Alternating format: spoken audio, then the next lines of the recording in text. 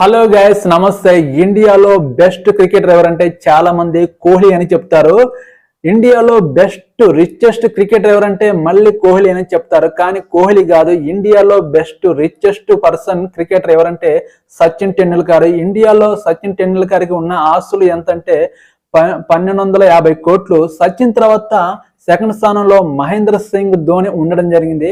మహేంద్ర సింగ్ ధోని ఆస్తులు ఎంతంటే 1040 కోట్లు. మహేంద్ర సింగ్ ధోని తర్వాత విరాట్ కోహ్లీ ఆస్తుల వివరాలు ఎంతంటే 1020 కోట్లు. విరాట్ స్థానం 3వ స్థానంలో ఉండడం వల్ల విరాట్ ఆస్తులు 1020 కోట్లు ఉండడం జరిగింది.